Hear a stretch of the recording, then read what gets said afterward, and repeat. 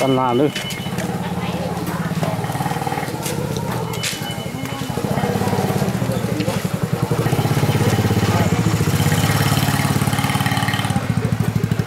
Ok, có.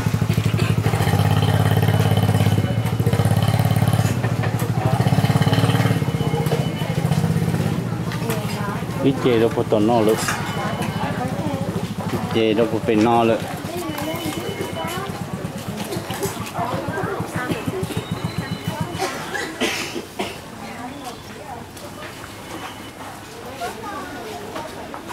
Cho nó ta mình sẽ khoáng gạo xứ.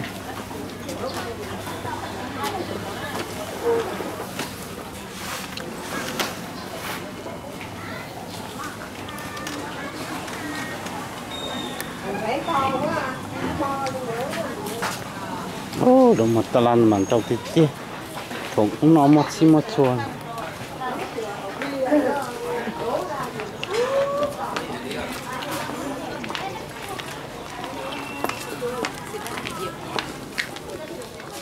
Nó tự biết cái thứ nó tiên lực trời.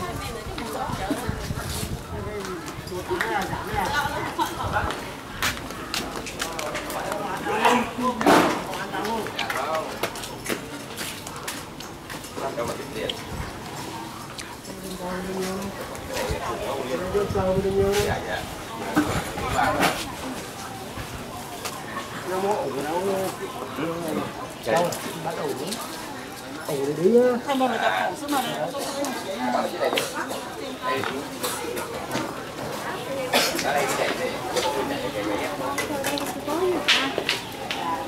Nó nồng.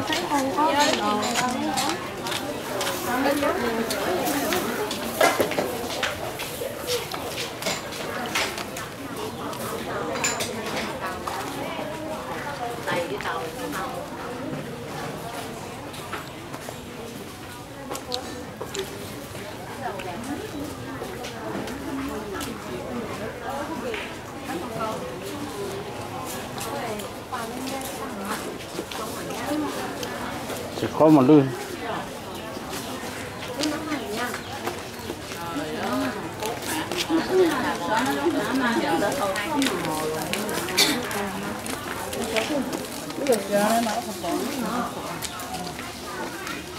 Lúc sản phẩm có hay mà.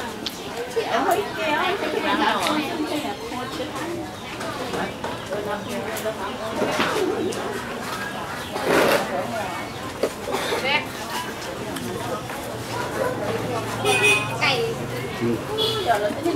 Mà như vậy.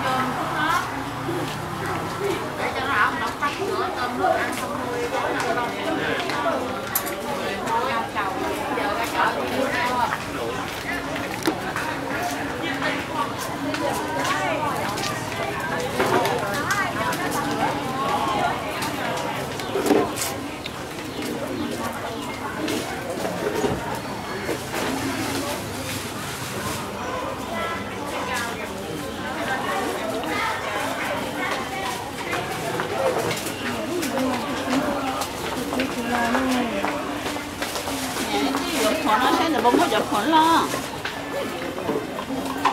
Cái nào thì chỉ cần lấy cho mất của nó. Không mà hay mà.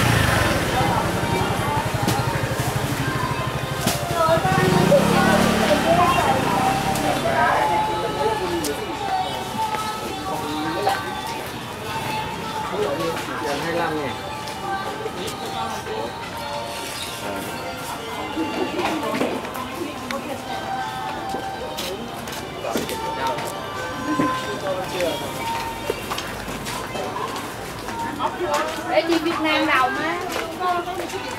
Nó có tông nợ nhá hả? Trang